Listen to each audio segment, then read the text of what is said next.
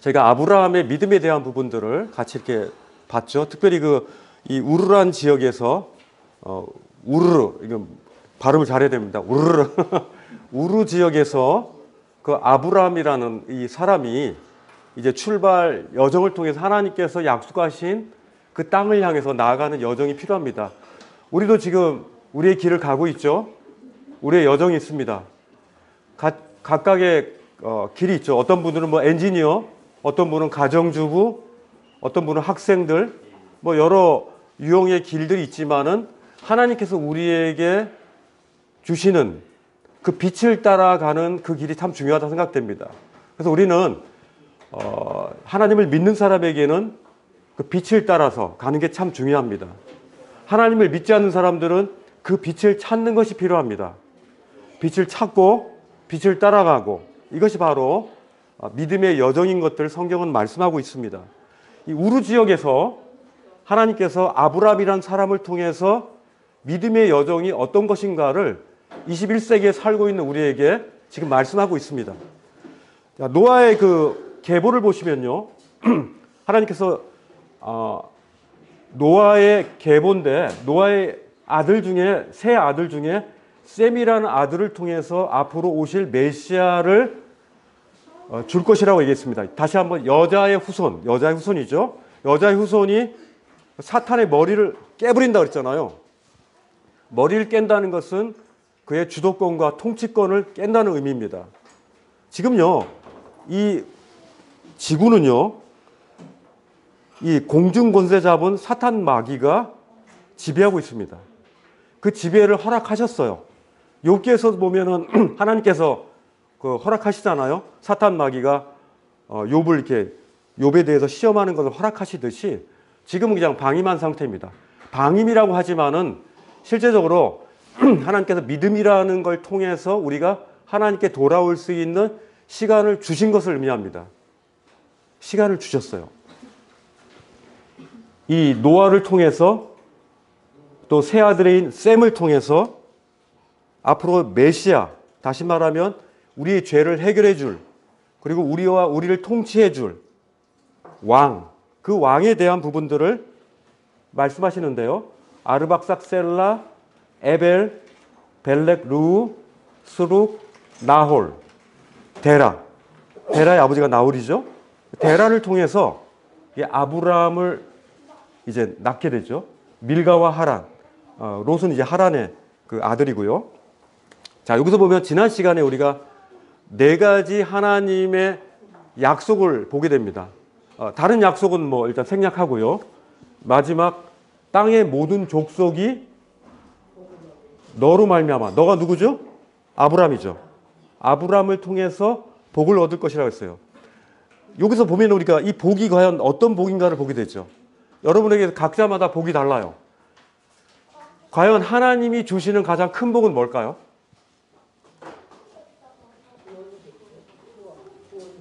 우리가 지금 생각하는 복하고 성경이 말씀하고 있는 가장 구조적이면서도 가장 핵심적인 그런 복이 뭘까요?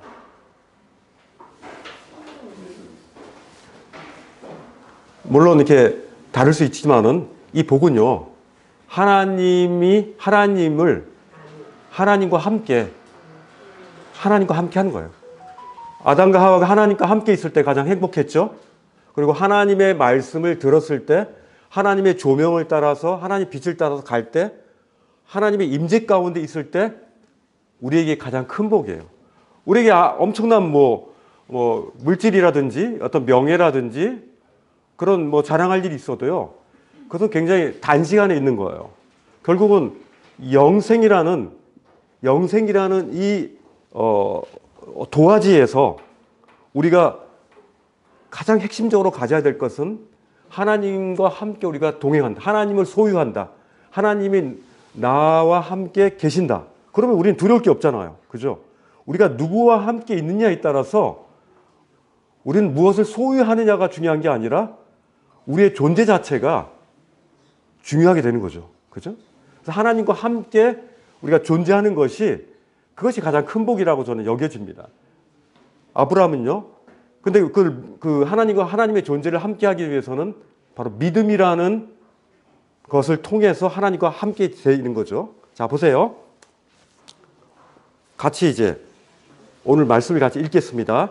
이 말씀을 읽으면서요, 어떤 단어 가운데서 하나님이 우리에게 주시는 그 영감을 받으셔야 돼요. 제가 계속 말씀을 같이 읽잖아요. 이 입으로 이렇게 얘기하면서, 우리가 이 믿음을 입으로 시인한다 그러잖아요.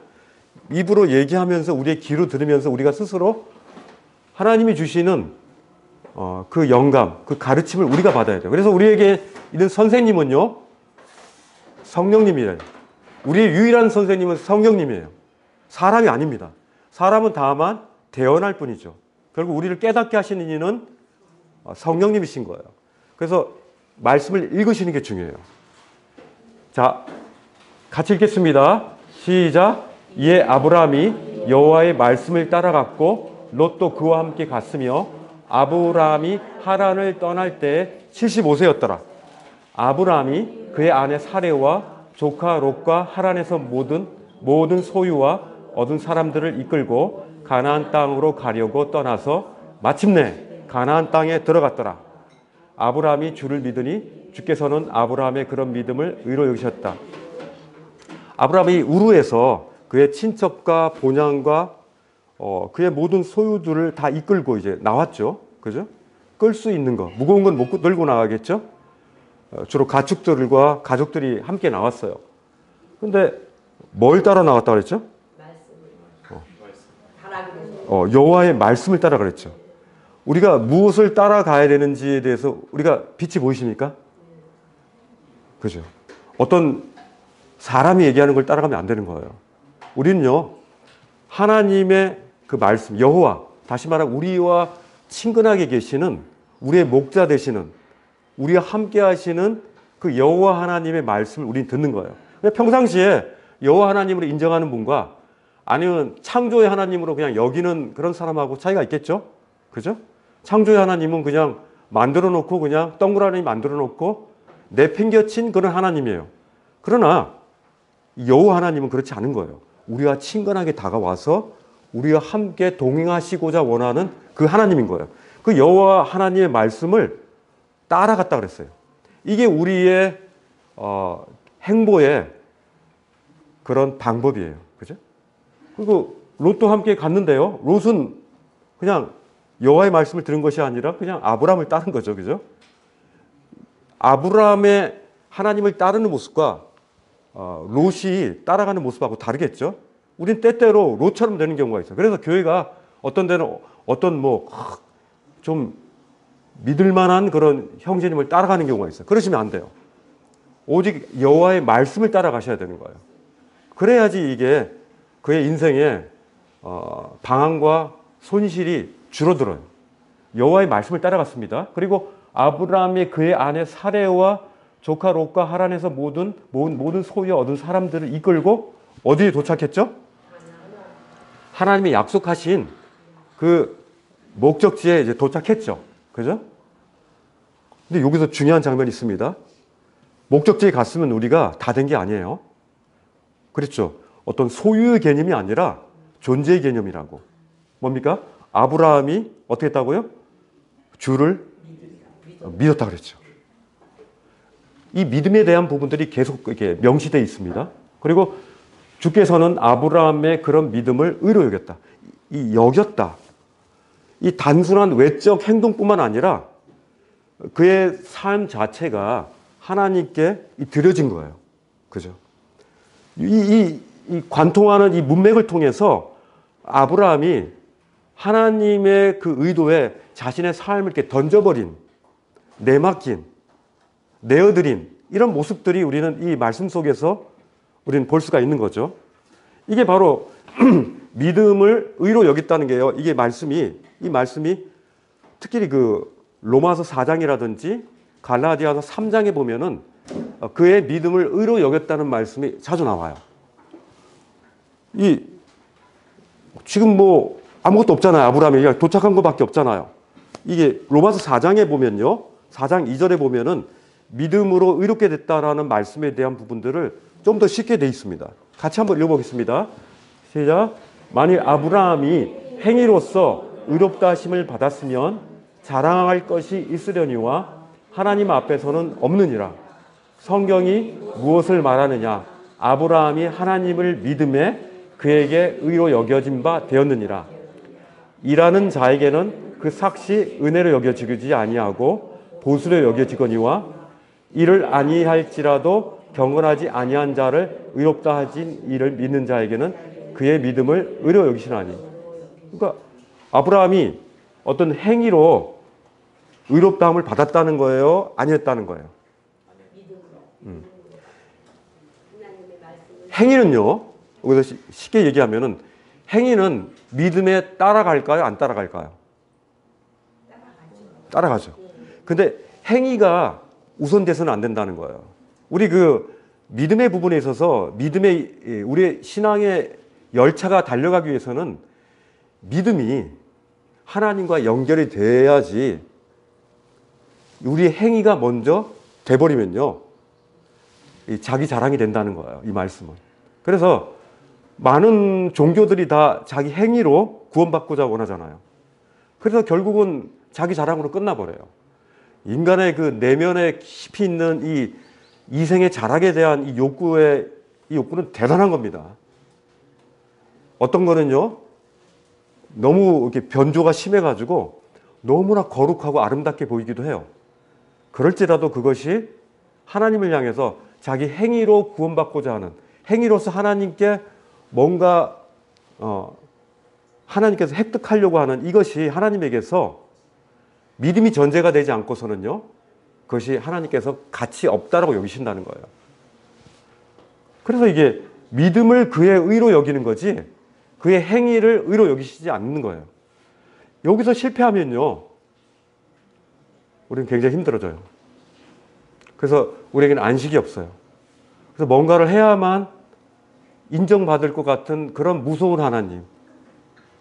뭔가를 내가 하나님 앞에 뭔가를 바쳐이고 헌납하고 이래야만 인정받는 그런 하나님으로 우리가 착각하는 거예요. 여기서 보면요, 부모로서의 아버지에게 우리가 뭔가를 막 하는 것보다 그 부모와의 관계가 중요하잖아요. 그리고 그 부모의 마음을 알아듣고 예 알겠습니다 이게 하는 게 말 안 듣고 돈 많이 벌어가지고 막 골치 아픈 것보다 더 나은 거예요. 사실 우리 인간도 그럴진데. 그래서 이 믿음을 의로 여긴다는 이 말씀이 잘 깊이 있게 생각해야 돼요. 이 은혜와 믿음의 원리예요. 그래서 항상 믿음은요, 은혜가 전제가 돼 있어요. 은혜가 전제가 돼 있지 않으면요, 우린 교만해지거든요. 은혜를 받은 상태에서 나는 도저히 이거를 하나님께 대갚을 수 없는 존재다라는 것을 알았을 때 우린 겸손해지고 그 은혜 속에서 우리가 회개하게 되는 거고, 그 은혜 속에서 우리는 겸손하게 되는 거고, 그 은혜 속에서 우리가 하나님의 믿음의 싹이 거기서 올라오는 거예요. 그래서 이게 다 하나님으로부터 오는 거라고요. 구원이 그렇잖아요. 물에 빠져 있는 사람은 스스로가 나올 수가 없어요. 외부의 힘에 의해서 건져지는 거란 말입니다. 은혜란 말이에요. 우리가 그런 존재예요. 우리가 막 그냥 소리치고 막 뭔가를 잡으려고 하는 건 허공에 치는 거고 그냥 물속에서 그냥 허우적대는 것밖에 없어요. 하나님이 꺼내주셔야 되는 거예요. 그게 은혜예요. 그 속에서 우리가 그걸 거부하지 않고 하나님이 주시는 그 손길을 막 그거를 치지 않고 그냥 이렇게 가만히 있는 거죠. 이게 믿음인 거예요. 그러면 그 건지시잖아요. 하나님이 그렇게 은혜와 믿음의 그 원리들이 그렇다는 얘기예요. 자, 보세요. 여기 보면은 어떤 그림입니까, 이게? 이 목판화인데요. 목판화 굉장히 잘 그렸죠. 이렇게 파가지고 이제 목판으로 찍은 목판화인데, 여기 보면은 뭐가 보입니까? 양들이 보이죠. 또 뭐가 보입니까?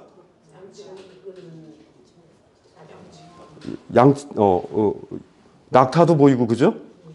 이 히브리 민족이 이게 창세기 14장 13절에 이제 나오는데요. 왜 히브리라고 하는지 알아요? 히브리라는 뜻이 뭔지 아세요?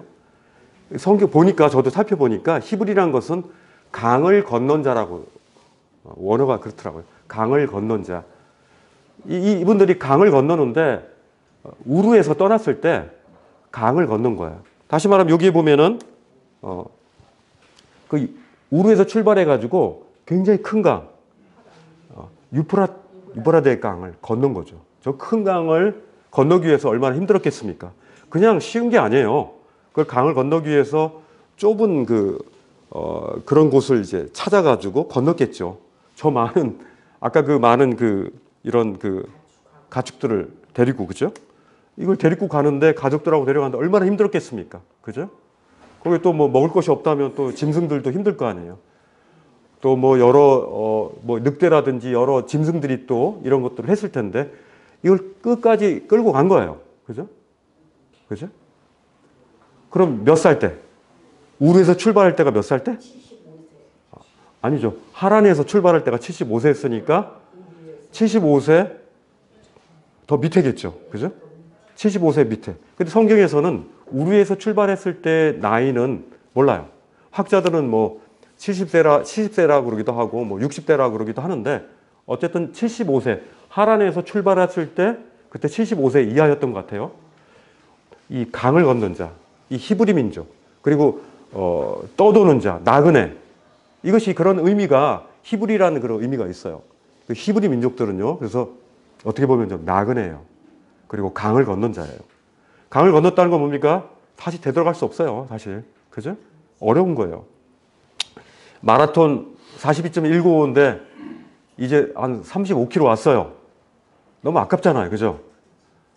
여기 중에서 이제 42.195에 더 많이 가신 분도 있고 아직 절반도 안 오신 분들도 있는데 이 여정이 힘들어 분도 있잖아요. 체력이 좀 약한 분들. 그죠? 이 여정 가운데서 우리는 계속 가는 거예요. 그죠? 근데 가나안 땅에 도착하기 위해서. 히브리 민족들이 이렇게 하란에서 출발할 때가 75세였으니까 70세 전에. 적은 나이가 아니에요. 굉장히 나이가 많았던 거예요. 자, 계속 창세기 15장, 12장에도 보면은 너의 친척 본토 아비집을 떠나라 그랬는데 창세기 15장에도 이 희한한 장면이 나와요. 여기는 보면 이 개인적인 하나님과 아브라함의 개인적인 속삭임들이 있어요. 너무 아름다운 장면이에요. 저는 이 성경에서 이렇게 아름다운 장면을 저는 이제 제가 가장 서사적인 장면을 좀 보고 있습니다. 이 장면을 한번 보세요. 같이 읽으시면서 이게 아브라함을 이렇게 하듯이 하나님께서 우리에게도 이런 개인적인 이런 대화를 하시는 거예요. 여러분들 이런 부분에서 하나님을 만난다면요, 하나님을 굉장히 이렇게 신뢰하게 돼요. 자, 같이 한번 읽어보겠습니다. 시작. 주께서 아브라함을 데리고 바깥으로 나가서 말씀하셨다. 하늘 쳐다보아라. 내가 셀 수 있거든 저 별들을 세어보라. 그리고는 주께서 아브라함에게 말씀하셨다. 너의 자손이 저 별처럼 많아질 것이다. 아브라함이 주를 믿으니 주께서는 아브라함의 그런 믿음을 의로 여기셨다. 아브라함이 그런 믿음을 의로 여기셨다. 또 말씀하시죠. 그런 믿음을 의로 여기셨다. 지금도요, 계속 이 부분은 반복됩니다. 그런 믿음, 여러분들의 그런 믿음을 하나님께서 의로 여기시는 거예요. 그죠? 자, 보세요. 바깥쪽으로 나오죠? 그건 이 야훼라는 얘기입니다. 야훼. 그것도 밤이란 얘기죠. 밤에 데리고 나왔어요. 나와봐. 하고 이 바깥으로 나왔죠. 그리고 하늘을 쳐다보라 그래요. 하늘 쳐다보세요.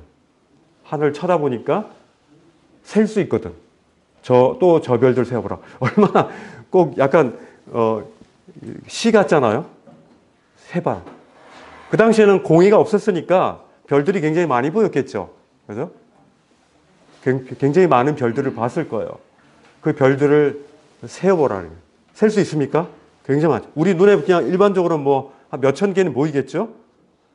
근데 하나님께서 그 별들에 너의 자손이 별처럼 많아질 거라고 했어요. 근데 이때 이 말씀과 대비되는 게 뭐냐면은 아브라함이 우르에 하란에서 75세 때 출발했는데 75세가 되도록 그 자손이 있었어요, 없었어요? 없었잖아요. 근데 자손이 저 별처럼 많아질 거라고 얘기하니까 이때 여러분들이 아브라함이라면 어떻게 생각하겠습니까? 생뚱맞게? 하나님 생뚱맞게?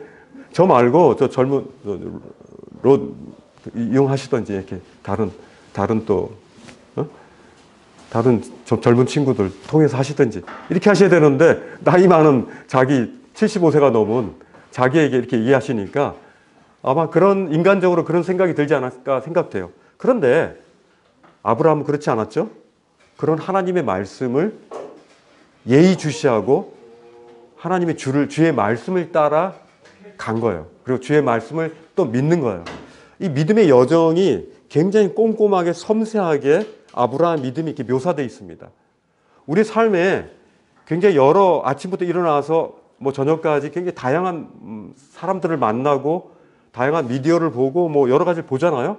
그럴 때 하나님이 우리에게 이게 보여주시는 저걸 봐라.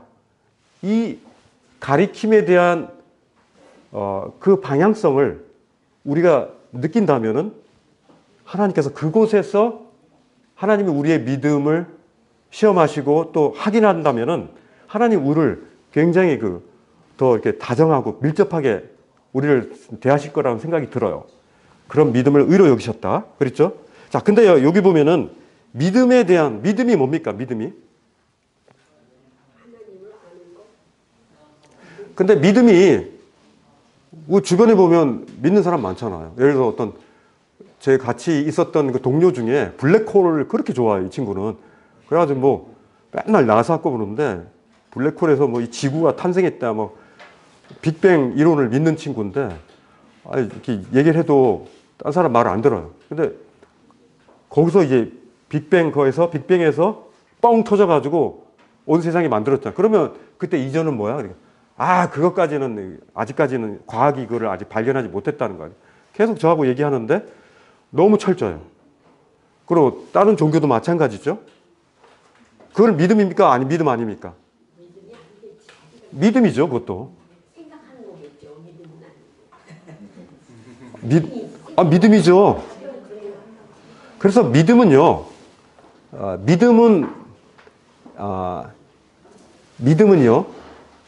어디에 근거해야 된다고 생각해요? 진리에 근거해야 되죠. 진리에 근거하지 않으면 그 믿음이 헛것이 돼버리잖아요. 그죠? 이거는 텔레비전. 애한테 이걸 텔레비전이라고 막 세뇌시켜버려요. 그럼 이거 애들 이게 뭐야? 텔레비전이에요. 아니야, 이거는 리모컨이야. 안 되잖아요. 그죠? 이게 객관적 사실이죠. 객관적 사실이라는 건 사실 뭡니까? 우리가 일반적으로 아는 객관적 사실이라는 것은 과학적인 것에 오류가 있냐 없냐. 그리고 어떻게 보면 역사적인 사실에 오류가 있냐 없냐. 이런 부분들을 따지잖아요. 그죠? 근데 대다수의 사람들이 그것을 믿는다고 해서 그것이 진리입니까? 그렇지는 않죠. 오류가 없어야 되죠. 오류가. 법칙이어야 되죠. 법칙. 그죠? 이런 부분에서 참 쉽진 않아요. 그래서 우리가 믿음을 구사할 때요. 객관적 사실에 기초를 둬야 된다. 그리고 대상이 누군지 중요하다. 진리의 대상이 돼야 된다. 그리고 믿음이라는 것을 어떤 것을 사실이라고 확신하는 것이다. 그죠? 확신하는 거죠. 확신을 해야 돼요. 그것이 그냥 대강 하면 안 되는 거예요. 그리고 사실이라고 확신하면 그 이후에 뭐가 따른다고요? 행동이 따르죠. 그죠? 행동이. 순종은 거기서 이제 따라가는 거죠. 순종은 믿음의 자연스러운 결과인데 이 절차가 중요해요. 그죠? 객관적 사실이냐? 믿음의 대상이냐? 그리고 확신이 있냐? 그 다음에 그 이후에 따라지는 행동이죠. 그래서 이 순종이 잘 안 되는 것은요. 어떻게 보면 믿음이 없는 거예요. 그 부분에서.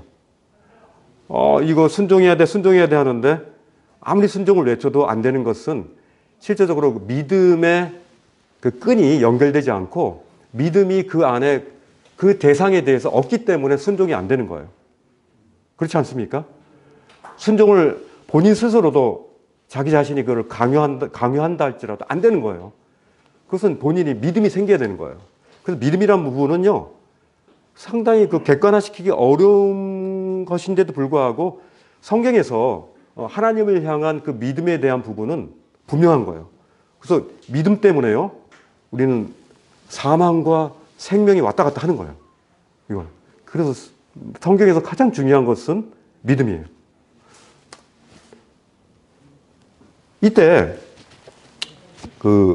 하나님께서 이제 약속을 하셨죠. 저 별처럼 네가 보이는 그 별처럼 너의 자손이 저렇게 많아질 거라고 얘기했는데 그거에 대한 후속 조치를 하나님이 하시죠. 어떻게 합니까? 사라에게 축복하셨죠. 그리고 임신을 합니다.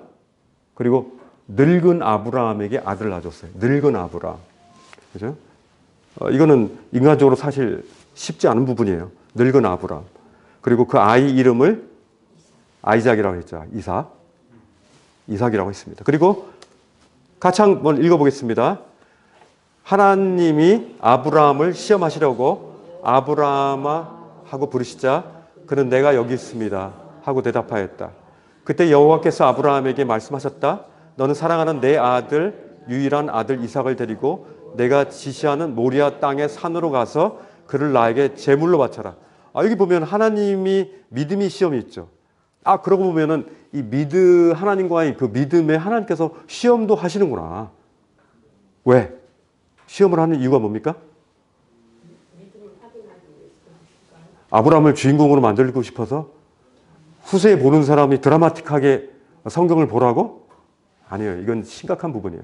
아브라함이 믿음의 이제 후손들을 이제 낳을 거기 때문에 그의 믿음에 대한 부분들을 정말 이렇게 모델화시키는 것이 필요했던 것 같아요. 아브라함의 믿음이 정말 우리 따라갈 수 있습니까? 우리 아브라함 믿음 따라가기 쉽지 않아요. 근데 아브라함을 시험합니다. 시험을 감당할 사람에게 하나님 시험하셔요. 아브라함이라고 부르죠. 이제 아브라함에서 아브라함으로. 그리고 그때 이제 내가 여기 있습니다라고 아브라함이 대답합니다. 그때 너는 사랑하는 내 외아들이라는 거예요. 사랑하는 내 외아들. 이 부분에 참 감동이 있어요. 이게 얼마나 사랑하냐 하나님께서도 인정해 주시는 거예요.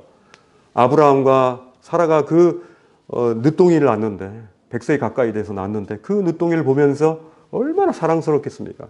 그 사랑하는 내 외아들, 그것도 외아들 이삭을 데리고 모리아 땅의 산으로 가는데 희한한 말씀을 하세요. 여기 보면은 하나님께 제물로 바치라니까요. 제물이 뭡니까? 인간이 제물입니까? 인간은 그거는 그 가나안 땅에 살고 있는 이방 민족들이 하던 모습이 있잖아요. 이거는. 그런데 이방의 그런 제사법을 하나님께서 도입시키는 것들을 보게 됩니다. 그죠? 그동안은 하나님께서 짐승만 받으셨잖아요. 근데 갑자기 왜 사람을 바치라고 하는 거죠? 이건 정말 일생일대에 한 번 맞을까 말까 하는 믿음에 대한 큰 어떤 시험인 거예요. 사실 시험이 어려울수록 그 시험은 우리에게 굉장히 고통을 줍니다. 쉬운 시험은 운전면허 같은 것도 얼마나 막 힘들잖아요. 근데 굉장히 어려운 시험 같은 거 할 때 얼마나 힘이 듭니까? 그걸 준비하기 위해서 얼마나 힘들어요. 그동안 내공을 얼마나 쌓아야 되냐 말입니다. 근데 아브라함의 그 믿음의 내공이 아마도 이거를 감당할 수 있는 상태였던 것 같아요. 제물을 바치라니까. 아브라함이 이것을 저는 그냥 이렇게 쉽게 받지는 않았을 것 같아요. 하나님 간신히 주신 그 외아들을 제물로 바치라고? 짐승으로 여기라고? 굉장히 다 소화시키지 못했을 것 같아요. 이 하나님의 섭리와 이 공급하심에 대한 그리고 이런 제사에 대한 이런 부분들이 막 굉장히 혼란스러웠을 것 같아요. 이후에 나중에 메시아의 희생에 대한 예표를 보여주기 위해서 하나님께서 이 부분에 대한 걸 말씀하는 거거든요. 인간도 짐승이 아닌 인간이 이런 제물이 될 수 있구나를 지금 이 말씀을 통해서 보여주시는 거예요. 보세요. 이 과정을 한번 봅시다. 아브라함이 그 감당치 어려운 아들을 제물로 바치라는 이 말씀을 듣고 아브라함이 어떤 행동을 하는지 그 믿음은 순종을 낳는다 그랬잖아요. 그 순종의 모습이 어떤 모습인가를 한번 보십시다. 읽어보겠습니다. 아브라함이 아침에 일찍이 일어나 나귀의 안장을 치우고 두 종과 그의 아들 이삭을 데리고 번제에 쓸 나무를 쪼개어 가지고 떠나 하나님이 자기에게 일러주신 곳으로 가더니 제3일에 아브라함이 눈을 들어 그곳을 바라본지라. 이에 아브라함이 종들에게 이르되 너희는 나귀와 함께 여기서 기다리라. 내가 아이와 함께 저기 가서 예배하고 우리가 너희에게로 돌아오리라 하고. 아들 이삭을 데리고 가는데 아침 일찍 일어났어요. 얼마나 긴장되겠어요. 얼마나 긴장되겠어요. 그 소중한 사랑하는 아들을 제물로 바치라는 이 하나님이 다 이해는 안 되지만, 그래서 믿음이라는 것은 그 대상이 다 이해된다고 해서 순종하는 건 아닌 것 같아요. 그죠? 믿음에 의해서 움직여지는 거죠. 믿음에 의해서 순종하는 거지, 그분이 얘기하는 거가 너무 얼토당토하고 말도 안 되는, 이방 사람들이 하는 그런 것을 하나님이 시킬 리가 없어라고 그걸 묵살해버리지 않는 거예요. 그래서 번제에 쓸 나무 태워버리는 거죠. 재물이 태워질 거라는 것들을 아는 거예요. 그리고 나무를 쪼개가지고 모리아 산으로 갑니다. 그리고 아브라함이 종들에게 이 얘기하는 게 이게 참 인상적이에요. 너희는 나귀와 함께 여기 기다리고 내가 아이와 함께 저기 가서 예배하고. 근데요, 여기서 보면은 굉장한 장면이 나타납니다. 우리가 너희에게로 돌아오리라. 와, 아브라함의 믿음이 이거였구나. 그죠? 하나님께서 이삭과 함께 내가 여기 돌아올 거라는 그런 믿음이 있었던 거예요. 그죠? 왜냐하면 그 이삭을 통해서 하나님께서 앞으로 펼치실 그 비전을, 아브라함은 이 비전을 본 거예요. 그죠? 그래서 믿음은요, 앞으로 일어날 일에 대해서 그 비전을 보는 거예요. 앞으로 나타나지 않은 것에 대해서 그렇게 나타날 거라는 것들을 미리 볼 수가 있는 거예요. 선지자적인 부분이죠, 믿음이. 자, 보면요. 읽어보겠습니다. 시작.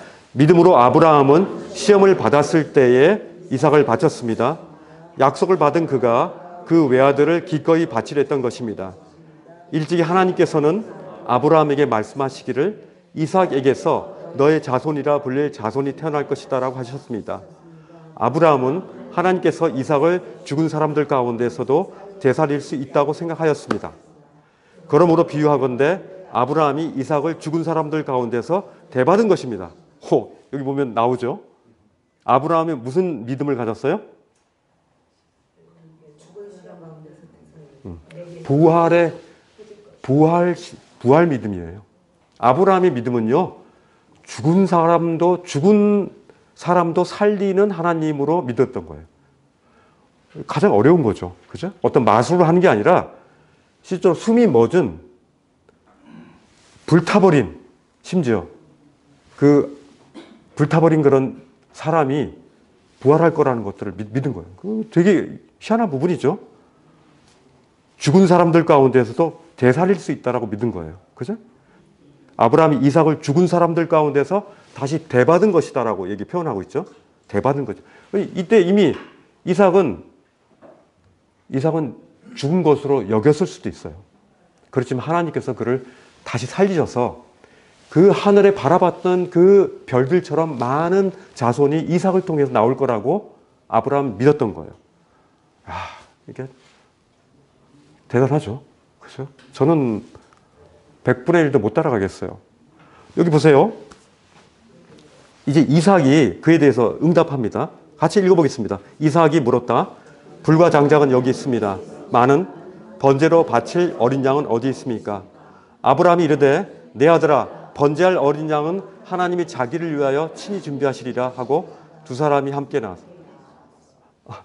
번제할 어린 양, 그죠? 태워져서 하나님께 불태워질 그 어린 양은 하나님이 자기를 위하여 친히 준비한다 그랬죠. 그죠? 그러면은 아브라함은 그 이삭이 죽을 걸 알고도 있었고 번제할 어린 양을 하나님이 친히 준비한다 그랬잖아요. 여기서 번제할 어린 양을 하나님 준비하실 거라는 그런 믿음도 있었던 거예요. 그죠? 여기서 볼 수가 있어요. 그 다음 말씀 한번 볼까요? 하나님이 그에게 일러주신 곳에 이른지라 이에 아브라함이 그곳에 제단을 쌓고 나무를 버려놓고 그의 아들 이삭을 결박하여 제단 나무에 놓고 손을 내밀어 칼을 잡고 그 아들을 잡으려 하니. 자, 이렇게 잡는 거죠.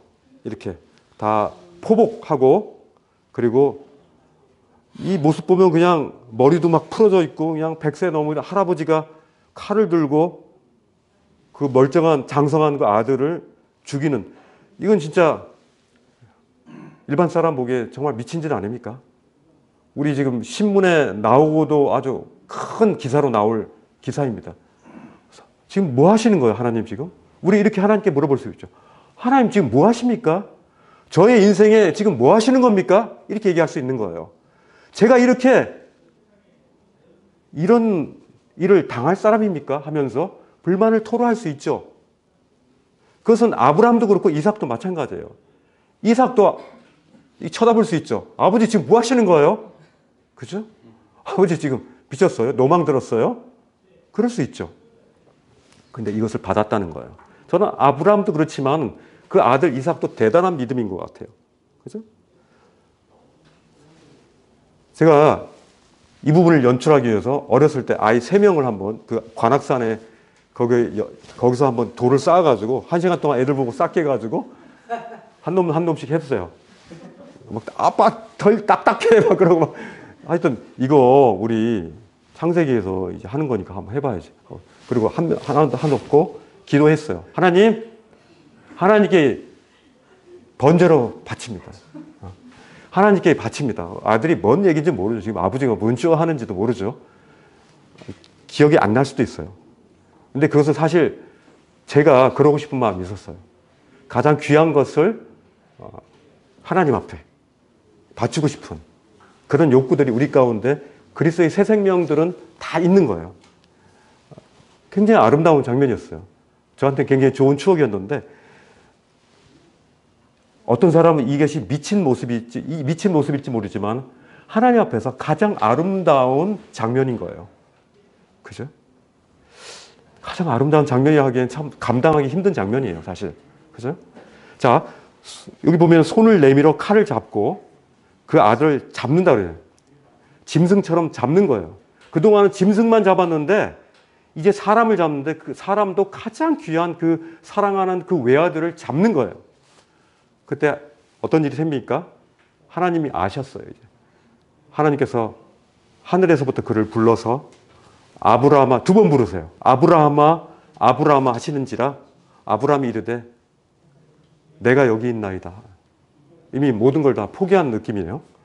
사자가 이르시되 그 아이에게 내 손을 대지 말라. 그에게 아무 일도 하지 말라. 내가 내 아들, 내 독자까지도 내게 아끼지 아니하였으니 내가 이제야 내가 하나님을 경외하는 줄을 아노라. 경외한다는 말이 뭡니까? 하나님 무서워서 그 아들 죽이는 겁니까? 자기 이제 나이 들어서 생명이 얼마 없어요. 사실 자기 생명의 몇십 배, 몇백 배가 더 귀한 아들이에요, 사실 그거는. 근데 그보다도 우선순위가 그에게 있어서는 그 아들이 아니었어요.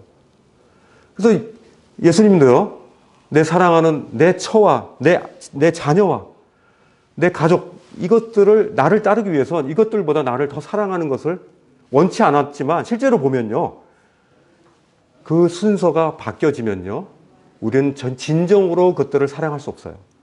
이 우선순위가 바뀌면요, 이 하나님을 경외하는 것이 가장 우선시 되는 것이에요. 가장 지혜의 근원인 거예요. 이게 이런 것들이, 이런 믿음의 어떤 현장에서의 이런 모습들, 이걸 보시면요, 누가 나타납니까? 여기에 보면 한번 읽어보겠습니다. 아브라함이 눈을 들어 살펴본즉 한 순양이 뒤에 있는데 뿔이 숯불에 걸려 있는지라 아브라함이 가서 그 순양을 가져다가 아들을 대신하여 번제로 드렸더라. 하나님께서 눈을 보는데 뒤에 보니까 한 순양이 뒤에 뿔이 숯불에 걸려 있는 거예요. 아브라함이 그 순양을 가져다가 어떻게 했다고요? 아들을 대신하여 번제로 드렸더라. 그 순양 한 마리, 앞으로 우리를 대신해서 피를 흘리고 번제로 드려질, 죽어질 그 순양 한 마리, 앞으로 오실 메시아를 의미하는 거죠. 그죠? 이렇게 대신. 얼마나 이 부분에서 사실 이 아이가 뭐 이렇게 아이라고 보이지만 이게 한 15세부터 한 20세, 25세까지의 그 나이라 그러더라고요. 충분히 버티고 저항할 수 있는 나이였어요. 이걸 통해서 이 이삭이 그 아브라함의 아버지를 막 미쳤다고 하면서 내팽개치고 도망가지 않은 거에 대해서 얼마나 다행인지 몰라요. 우리가 그럴 수 있잖아요. 하나님 지금 뭐 하시는 거예요? 하고 탱개치고 도망갈 수 있잖아요. 그리고 원망할 수 있잖아요. 그러지 않은 이 모습을 이 성경 가운데 기록한 이유는요. 이러한 지경에 있을지라도 우리는 하나님을 충분히 신뢰할 만한 하나님이시라는 것들을 보이는 거예요. 하나님께서 이렇게 말씀하십니다. 같이 읽어보겠습니다. 여호와의 천사가 하늘에서 다시 아브라함을 불러 여호와의 말씀을 전하였다. 내가 내 이름으로 맹세하지만 내가 이처럼 하나밖에 없는 내 아들까지 아끼지 않았으므로 내가 너에게 한없는 복을 주어 내 후손을 하늘의 별과 바닷가의 모래알처럼 많게 하겠다. 내 후손들이 그 원수들을 정복할 것이다. 그리고 내가 나에게 순종하였으므로 내 후손을 통해 세상의 모든 민족이 복을 받을 것이다. 또 이 말씀하시죠. 15장에 말씀했던 이 말씀을 내 후손을 통해서 세상의 모든 민족이 대한민국의 한 국민인 우리까지도 복을 받을 것이다. 하나님과 함께하는 그 임마누엘의 하나님을 너희는 경험할 것이다 라고 이렇게 말씀하고 있어요. 이 죄와 심판과 이 하나님에 대한 이 약속에 대한 이 믿음, 그죠?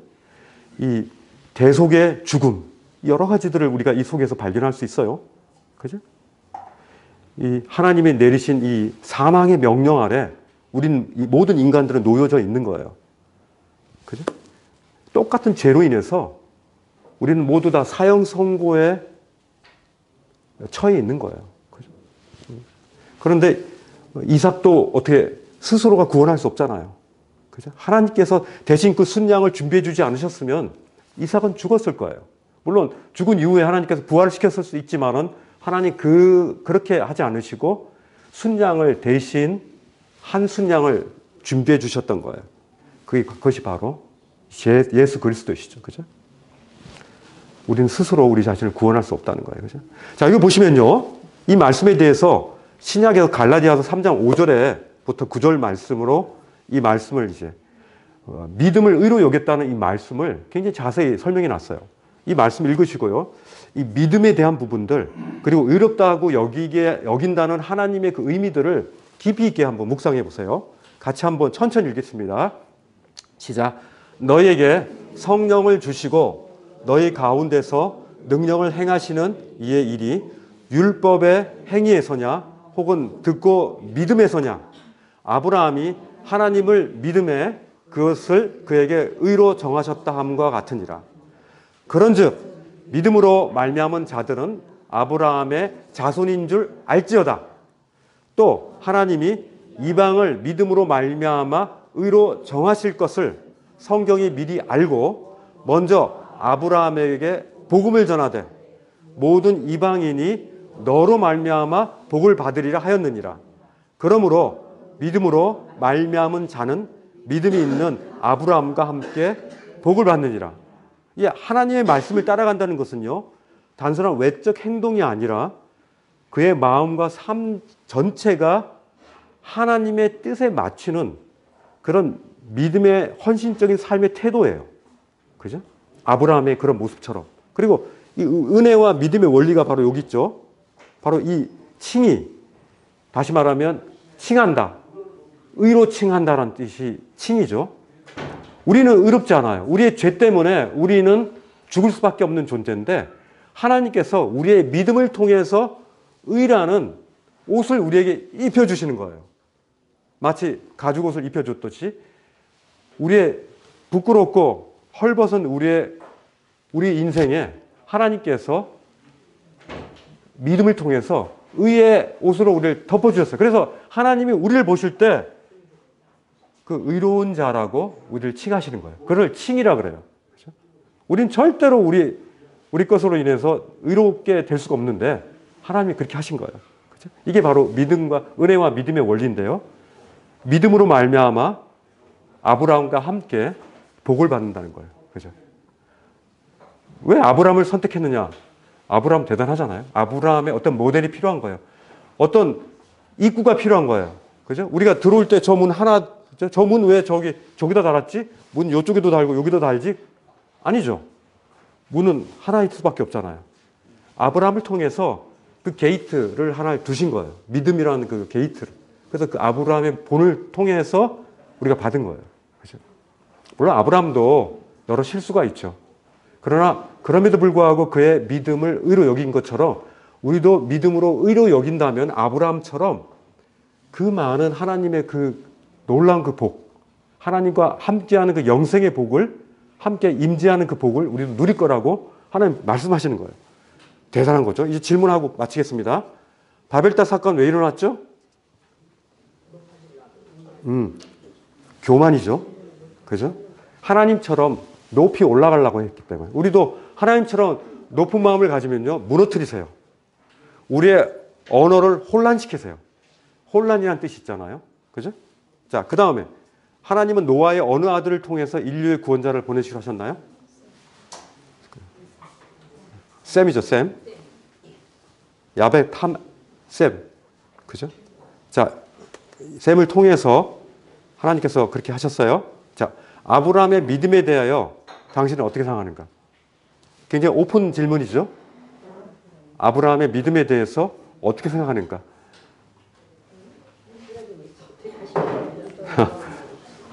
어떻게 생각하세요? 와, 대단하다. 이렇게 끝나지 말란 얘기예요. 그죠? 아브라함의 믿음. 그가 하나님을 많이 경험한 것 같아요. 평상시에 하나님과의 그런 관계가 아주 원활한 것 같아요. 그래서 어떤 상황이 벌어져도 그는 하나님을 신뢰할 수 있는 그런 사람이었다는 거예요. 평상이 중요해요. 평상시가. 그때 이제 위급한 순간이 왔을 때 그의 믿음이 증명되어지는 거죠. 여러분들도 이제 그럴 거예요. 좋을 때는 좋죠. 잘 될 때, 잘 나갈 때. 근데 어려운 일이 있고 고통스럽고 정말 큰 어둠의 동굴 속에 우리가 있을 때 우리의 믿음이 그때는 드러나는 거예요. 그때 경험하는 하나님이 진짜 귀한 하나님이에요. 그죠? 그때 경험한 하나님이 진짜 하나님이잖아요. 우리의 인생을 볼 때요. 이렇게 믿음을 의로 여기셨다는 그 말씀을 통해서 아브라함 믿음을 통해서 우리가 하나님의 우리에게 요구하시는 그 믿음을 우리는 다시 한번 확인하게 되죠. 각각마다 다 달라요. 그죠? 자, 여기까지 오늘 하겠습니다. 우리 회조진 형제님 기도하시고 마치기로 하겠습니다.